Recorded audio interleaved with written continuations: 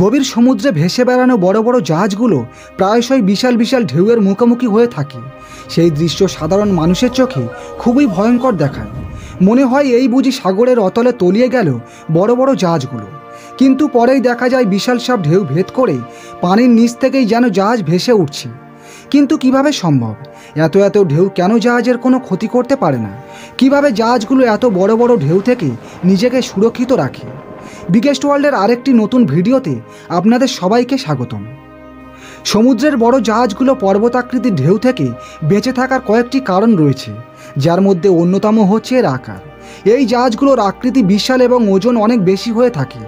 শত শত হাজার টনের বিশাল এসব জাহাজের ওজন ঝড় আর ঢেউয়ের শক্তির বিরুদ্ধে পাল্টা শক্তি হিসেবে কাজ করে, যা উত্তাল সমুদ্রের দানবীয় ঢেউয়ের মধ্যেও জাহাজকে ডুবিয়ে দেওয়া কঠিন করে তোলে। জাহাজগুলোর ওজন অনেক বেশি হওয়ার ফলে সহজে সেগুলো ব্যালেন্স হারায় না। তাছাড়া জাহাজে অনেক শক্তিশালী উপকরণ ব্যবহার করা হয়, যা বড় বড় ঢেউ সহ্য করতে সক্ষম হয়ে থাকে।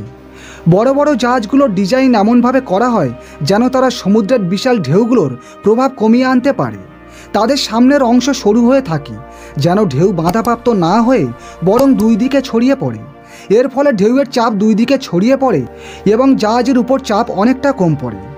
জাহাজের দুই পাশে খালি ট্যাঙ্ক থাকে, যেগুলোতে প্রয়োজনের সময় পানি ভরা হয়।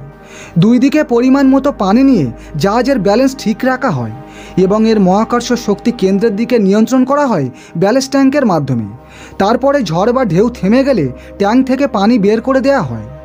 অভিজ্ঞ ক্রু এবং তাদের অপারেশন পদ্ধতিও উত্তাল সমুদ্রের জাহাজকে স্থিতিশীল রাখতে বড় ভূমিকা পালন করে।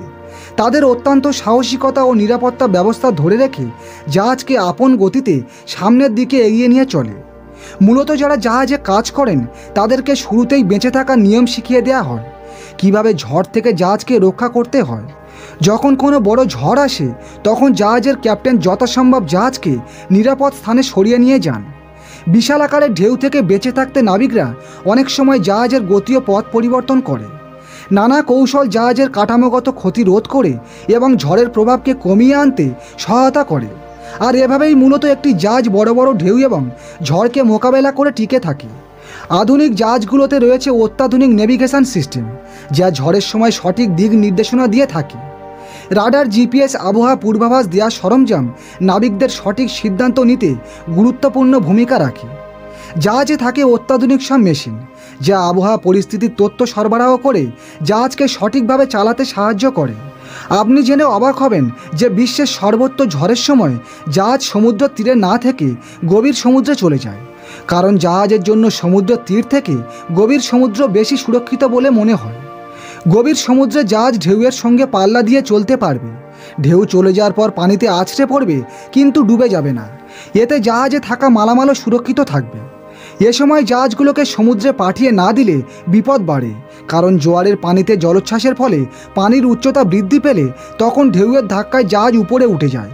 পরবর্তীতে জাহাজ যখন নিচে নেমে আসে সেই সময় জাহাজের তলা ফেটে যেতে পারে, তাই জাহাজগুলো তীরে রাখা হয় না।